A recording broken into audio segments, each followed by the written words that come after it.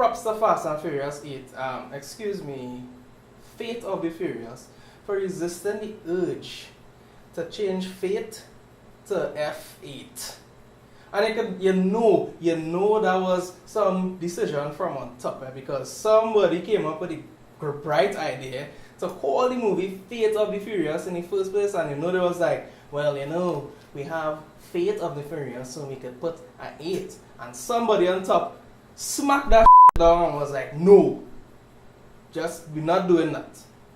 So thank God that Fate of the Furious doesn't join the slew of movies that did that trend, like Take 3 and Fantastic, and how are you even pronouncing this one?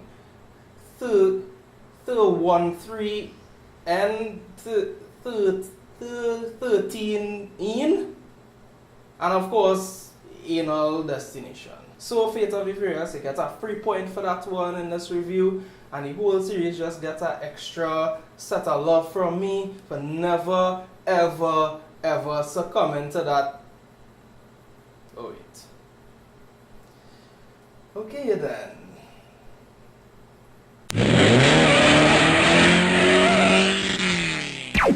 So as I said before with Resident Evil the Asshole chapter, you're not going to watch the 8th film in a franchise if you're not already a fan. You're either a deliberate fan of the series, or you're a jaded movie critic who's forced to go and watch yet another one of these car movies where Vin Diesel struggles to make mouth sounds. I can guarantee you that nobody is going, wow, these car movies look like the hottest thing right now. Let me go and watch the 8th movie and go backwards from there. So if you're a fan of this film, you're going to watch it regardless of what the critics are saying. And to people who hate this franchise, these movies are not for you. Fast and Furious is a movie series that understands its audience. It's why the series has been so long-standing.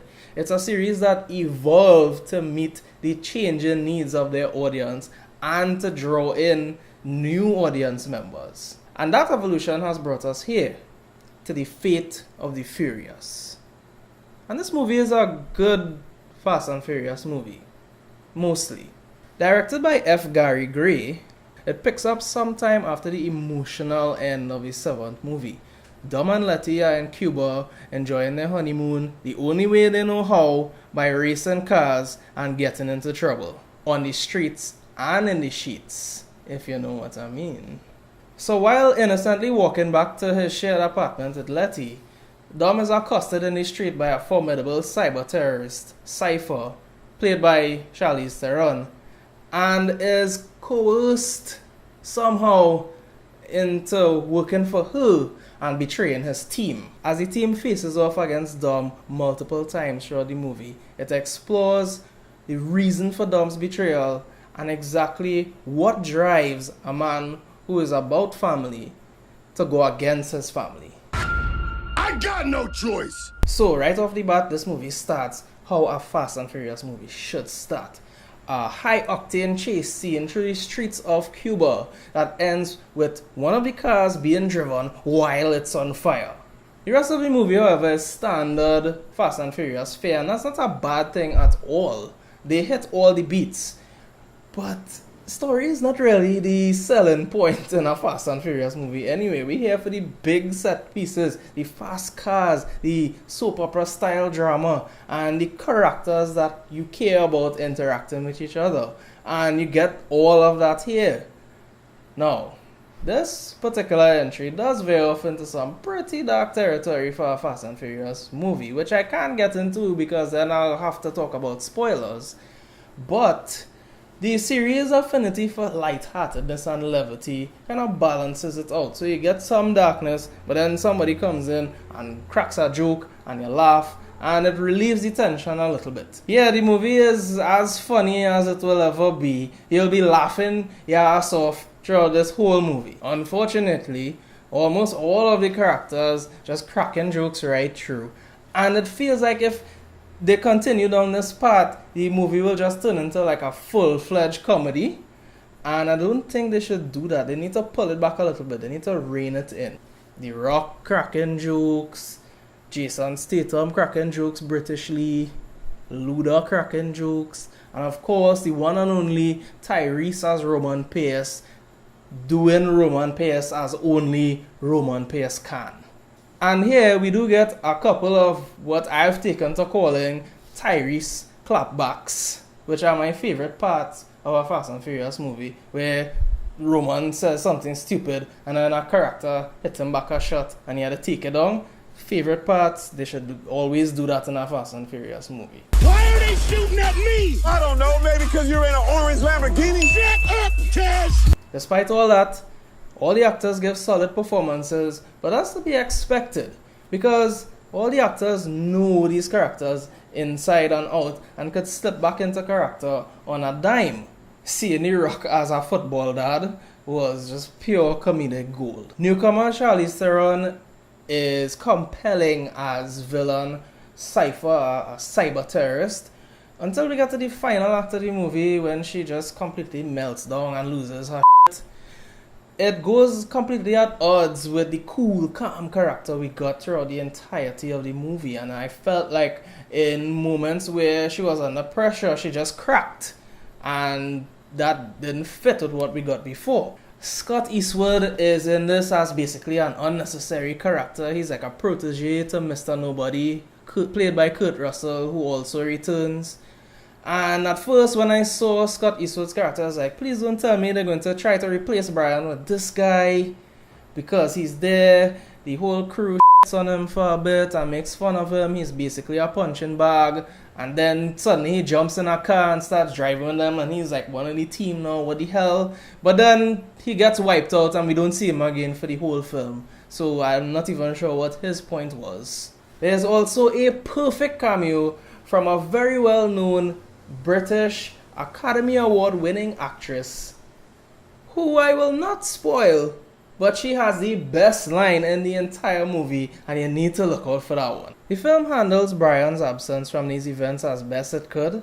It's respectful to Paul Walker and that's all we could really ask for. However, as much as I like Jason Statham's Deckard, the way the film makes some narrative leaps and changes the characters so that they accept him as part of the team is a bit clunky. The guy straight up murdered Han guys. The Rock and him shouldn't be bonding over fixing cars and kicking and smiling with each other.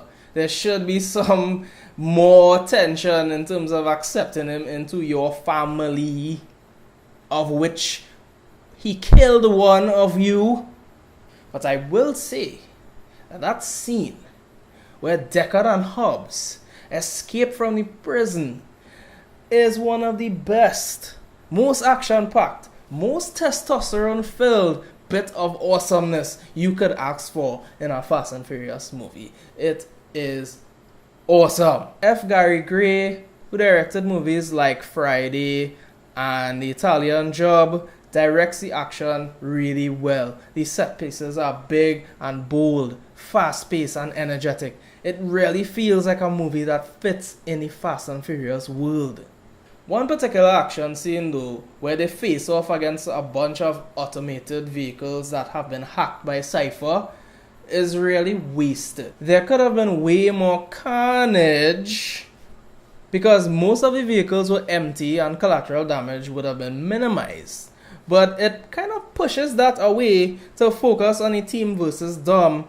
And while I understand that is the focus of this movie, there was an opportunity there to have a really great explosion-filled set piece without the audience having to ask, what about people getting caught in the blast and the people in the car? That last set piece in this movie though, that last one on the ice with the submarine, amazing. Awesome stuff. It really topped the action set pieces in the seventh one for me, and that is, that's what I could have asked for. That's all I could have asked for in this movie. That ending is ridiculous. Family is magic. The movie does suffer from some predictability issues. All the twists that come in the movie, you could figure it out long before it actually is revealed in the film. What is foreshadowing?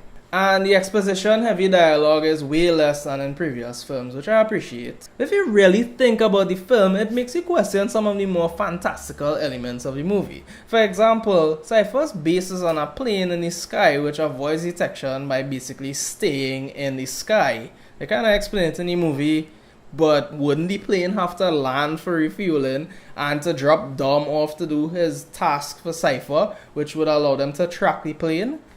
Or something like that. But it really doesn't hurt the pacing of the movie or the flow that much, except that it's about 15 minutes too long, which is a problem with every Fast and Furious movie, I will say. I actually thought this movie was paced really well, and I just spent the last 2 days watching all the Fast and Furious movies.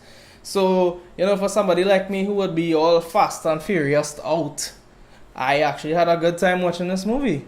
Yeah, so I give this one a watch it. It's decent. It's real decent. Definitely go see it in IMAX. That's where I saw it. And I rarely give recommendations to go see things in IMAX.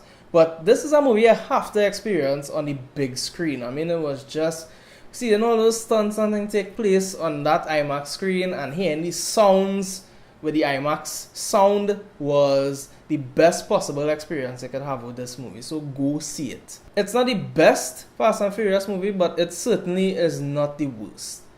I will be telling you which one is the worst in my upcoming Rockin' Rankin' video of all 8, yes, all 8 including this one, Fast and Furious movies. So make sure and check it out. If you haven't subscribed yet, make sure and hit that subscribe button, ring that bell so you don't miss any one of my videos when it comes out. Leave a like, follow me on Facebook, follow me on Twitter, follow me on Instagram, leave a comment down below telling me which Fast and Furious movie was your favorite. And remember, I'm not a film critic, but I can definitely rock a review. See you at the cinema.